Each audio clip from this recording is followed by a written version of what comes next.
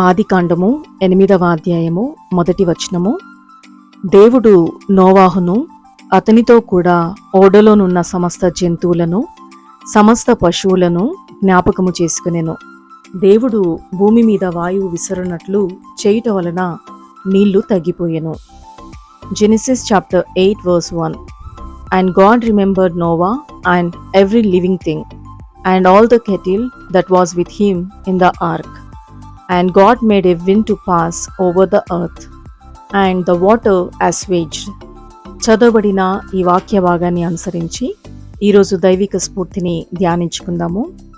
Noah and his family must have felt pretty isolated. నోవాహు దేవుని మాటలకు లోబడి ఓడలో ఉండాల్సిన ఆ సమయంలో అతను మరియు అతని కుటుంబం చాలా ఒంటరిగా భావించి ఉంటారు కదా. For 40 days the rain fell and the flooding persisted for months beyond that.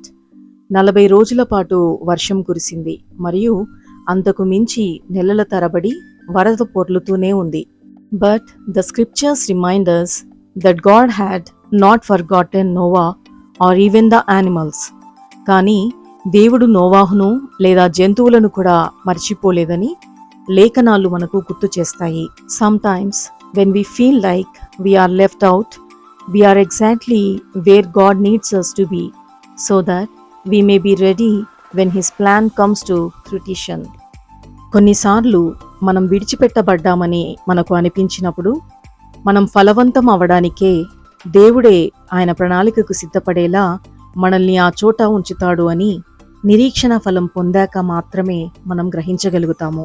ఆదికాండము 6వ అధ్యాయము 12వ వచనంలో చూస్తే, దేవుడు లోకమును చూచినప్పుడు అది చెడిపోయి ఉండెను, భూమి మీద సమస్త శరీరులు తమ మార్గమును చెరిపివేసుకుని ఉండిరి అని లేఖనంలో రాయబడి ఉంది.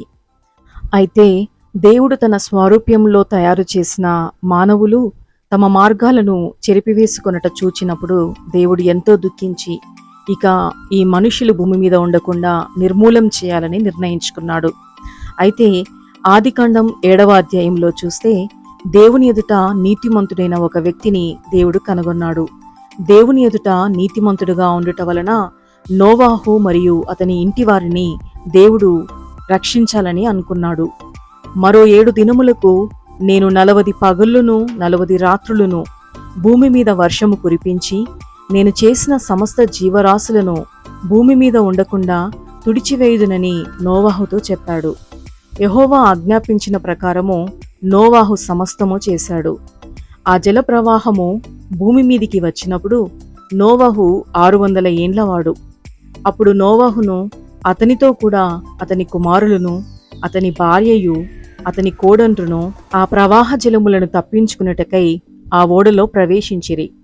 దేవుడు అతనికి ఆజ్ఞాపించిన ప్రకారము సమస్త శరీరులలో మగదియు ఆడుదియు ప్రవేశించగా అప్పుడు యెహోవా ఓడలో అతని మూసివేసెను అని లేఖనాల్లో వ్రాయబడింది. ఆ జల ప్రవాహము 40 దినములు భూమి మీద నుండగా జలములు విస్తరించి ఓడను తేలచేసినందున అది భూమి మీద నుండి పైకి లేచి జలములు భూమి మీద ప్రచండముగా ప్రబలి మిక్కిలి విస్తరించినప్పుడు ఓడ నీళ్ల మీద నడవగా 15 మూరల ఎత్తున నీళ్లు ప్రచండముగా ప్రబలి పర్వతములను ముంచివేసెను. అప్పుడు పక్షులేమి, పశువులేమి, మృగములేమి, భూమి మీద ప్రాకు పురుగులేమి, భూమి మీద సంచరించు సమస్త శరీరులేమి, సమస్త నరులేమి చనిపోయారు. 180 దినముల వరకు నీళ్లు భూమి మీద ప్రచండముగా ప్రబలెను. ఆదికాండము 8వ అధ్యాయంలో చూస్తే దేవుడు ఓడలో నుండి బయటికి రమ్మనగానే వారందరూ సురక్షితంగా బయటపడ్డారు. అయితే ఓడలో ఉన్న సమయంలో నోవాహు అతని కుటుంబం ఒంటరిగా ప్రపంచంతో సంబంధమే తెగిపోయినట్టుగా భావించి ఉండవచ్చు. కానీ చివరకు వారే కదా సురక్షితంగా ఉండగలిగారు. కాబట్టి మనం కూడా ప్రభువు ప్రణాళికలో ఉన్నప్పుడు ఎదుర్కొనే పోరాటాల్లో భయపడక ధైర్యంగా ముందుకు సాగిపోయేలా శక్తినివ్వమని దేవుణ్ణి కోరుకుందామా? ప్రార్థన. Lord, you are wise and sovereign over all things. ప్రభువా, మీరు అన్ని విషయాలలో తెలివైన వారు మరియు సార్వభౌమాధికారం మీదే. I don't always understand what happens and I struggle with seasons of silent waiting. నా జీవితంలో ఏం జరుగుతుందో అర్థము కాని స్థితిలో నేనున్నాను. ఈ ఎదురు చూస్తూ గడిపే కాలంలో ఎంతో వేదనతో పోరాడుతూ ఉన్నాను. But I take comfort in knowing that you do not forget your children. మీరు మీ పిల్లలను మర్చిపోరని తెలుసుకొని నేను ఓదార్పు పొందుతున్నాను. I trust in your hand to guide me to where you need me to be, and in your timing to reveal your purpose in its time. నేను ఉండాల్సిన చోటికి నన్ను నడిపిస్తారని మీ చేతిని నేను నమ్ముతున్నాను.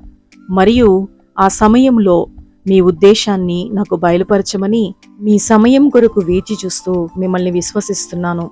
ఎందుకంటే మీరు నన్ను ఎన్నడూ విడువని ఎడబాయని ప్రేమగల తండ్రివి.